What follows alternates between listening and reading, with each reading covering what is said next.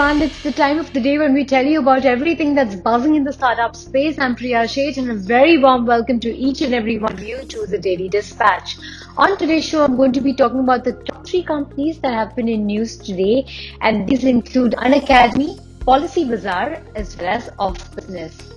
Well, headline number one, it seems to be raining funds in the edtech space. In fact, edtech unicorn Academy has raised a whopping $440 million from Singapore's Temasek, along with other existing investors such as SoftBank Vision Fund, General Atlantic, as well as Tiger Global Management.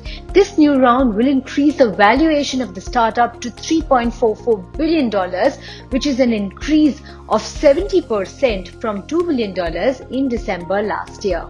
Well, big news in the insurance space, and that is headline number two. PB Fintech, the parent of online insurance platform Policy Bazaar, has filed a DRHP with the SEBI to raise as much as 6,000 crore rupees via an initial public offering. Now, Policy Bazaar is also in consultations with its book running lead managers for raising around 750 crore rupees by the way of a private placement of equity shares ahead of its IPO.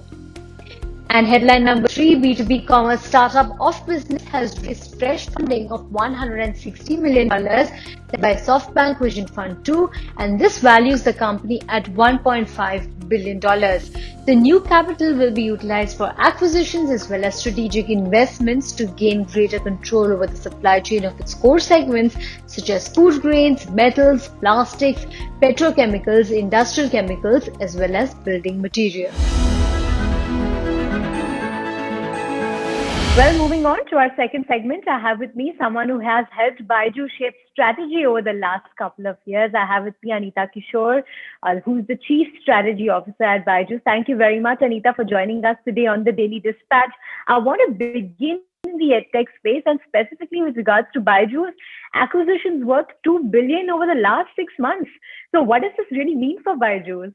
So, as the business has been growing, we've clearly the organic business, the core business continues to grow well. We've clearly seen inorganic also as a strong pillar of growth as we grow forward.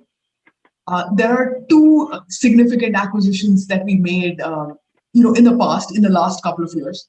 The first being Osmo, which we acquired around a little over 2 years back now. We've integrated the product well into all our core offerings. So the core Osmo technology today is integrated into all our core offerings. And it gives kids an additional format of learning of a physical to digital interaction or a phygital interaction, as we like to call it. The business itself has scaled very well as well. Osmo was at a 25 million in revenue when we acquired them, and we grew that to over 4x in 2 years. To 110 million plus in revenue last year. Similarly, with White Hat Junior, that was a one-on-one coding live tutoring platform that we acquired. We've scaled the product capability, beyond coding. Today, the platform already offers math, and there are other subjects in the works. The business has scaled very well as well. That business was it's a fairly recent acquisition. It's about 10 months old. The acquisition, the company was at a 75 million run rate back when we acquired it, and today we are at a 230 million plus run rate in that business. So scaled it over 3x in a short span of time. Given these, we are clearly looking at acquisitions as a way for us to continue scaling the business. Right? What we've clearly believed in is wherever we see synergies. Wherever we see a company where there's a strong complementarity, either in terms of business or product or both, there's a clear opportunity to partner. And those are the cases where we've done an acquisition. So with Aakash, it was similar. As we looked at the test prep segment, we were clear that a hybrid model is what is ideal for scaling in the segment, a mix of online plus offline. And that's where Aakash and Byju's coming together brings the best of both of these for the students as they prepare for these exams. Right? Aakash's expertise, in the online, in the offline segment, and the last 30 plus years of delivering outstanding results in the segment, combined with Byju's online first approach and our strength in online product and content, we are able to bring both of those together and offer it to as a hybrid. So that's the reason we decided to partner with Akash. Other leg of strategy that we are looking at as we grow is expanding internationally. US being a significant market for us outside India, and that's where Epic was very synergistic. Again, there were synergies there, both in terms of the product as well as the markets. Epic has a very strong brand name and distribution in the US market. We have 50 plus million students using the app for reading. The approach to the way the product is built also aligns very well with our core vision and philosophy. So the product is complementary. Our focus has been STEM subjects, Epic's focus is reading. The way the product is built is extremely personalized, right? It gets children to get into the habit of reading and start to love reading by offering a vast variety of content personalized to the student specific interest as well as capability level. So it's a different format. It's an additional format for students to learn. Whereas what we've pioneered over the last several years is learning by watching videos, learning by playing, learning by doing, by playing games over the app as well as digital games with Osmo. Epic's pioneered a format of learning by reading. Reading is a very important habit that we can inculcate in kids. And in today's world, learning is a lifelong process, right? Learning is not something that finishes with school or even college, something which continues. And so the biggest gift that we can give to a kid is make them better learners. Right? And that's what Epic aims to do as well by making them fall in love with reading. If you love reading, you can pretty much teach yourself anything. And which is why there was a strong alignment in terms of vision, the way the product was built, as well as complementarity in terms of our capabilities and what Epic brought to the board. The second complementarity was on the business side, where Epic is strong in the US. 50 plus million kids in the US use it. As we scale our business in the international markets, Epic's existing distribution there will play a huge role. Similarly, Epic can go today. Majority of their users are from the US, but the product itself, reading as a habit or the content that kids consume is very global in nature. Reading habits, in India are very similar to what they are in the US and the other places. So we clearly see a potential for this product to scale much beyond just the US, and that's where our strength in our core markets can be leveraged for us to help Epic scale in some of these markets. The third major acquisition that we've done is Great Learning. As we look at the education space overall, unfortunately, it's a very underinvested sector for a sector which is so important. The investment that education has attracted has been very low over the years. So, isn't a single $100 billion company in the education space, right? So a lot more to be done in this space, and technology is just about starting to make an intervention. So as we look at it that way, as we look at education broadly, K-12 has been our focus historically, and we saw that reskilling and upskilling is a space which is increasingly becoming important, right? Because learning today is a lifelong process, and that's very, very evident, especially if you look at sectors such as STEM.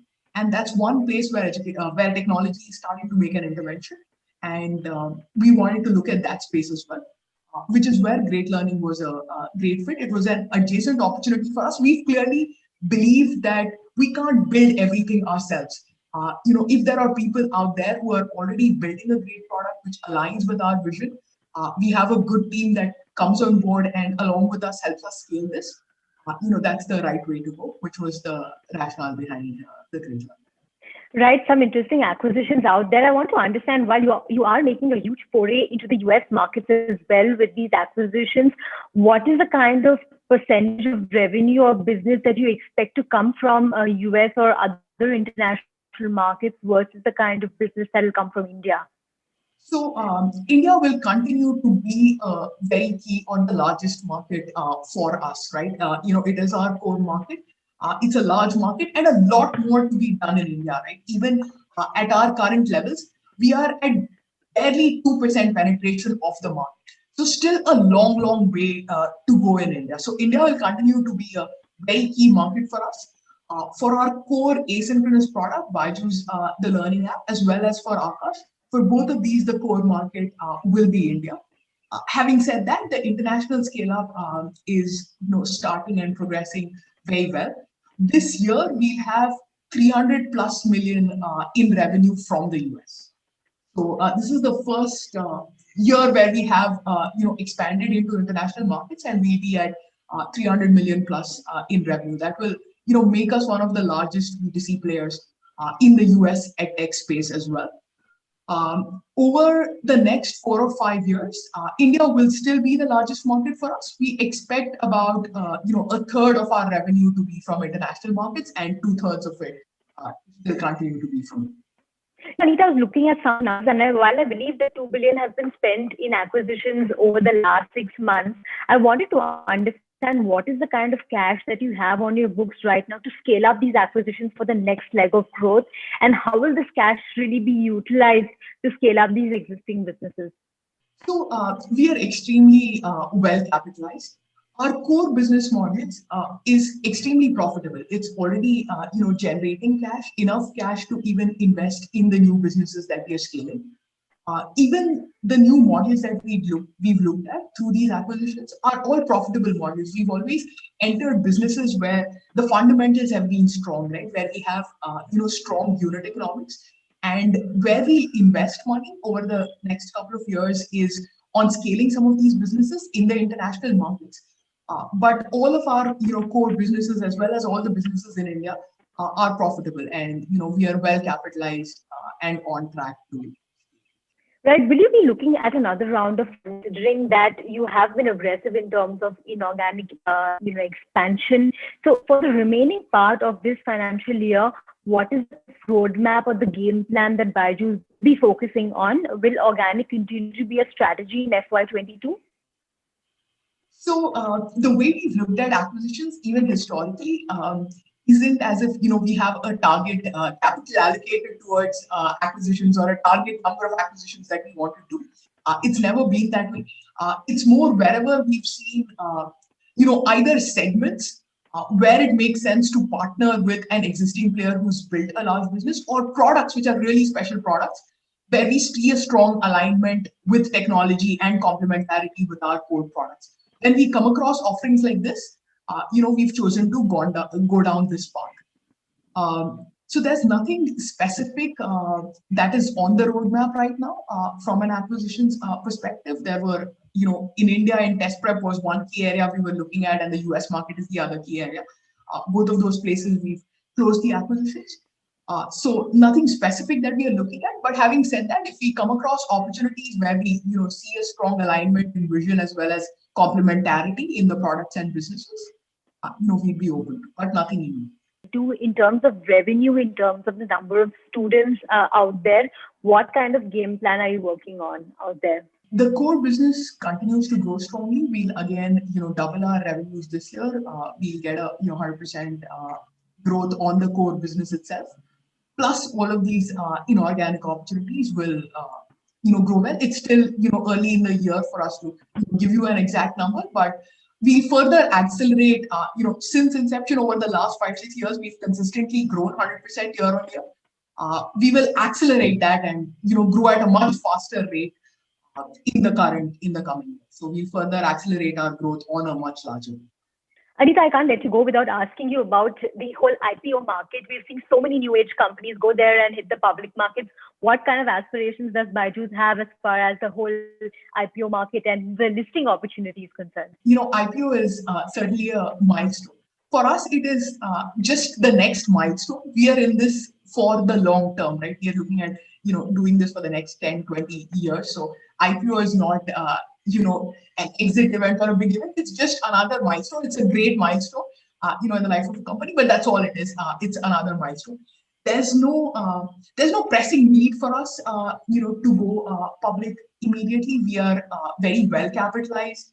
We have, even in the private markets, a very strong demand in terms of buyers, people wanting to enter the cap table.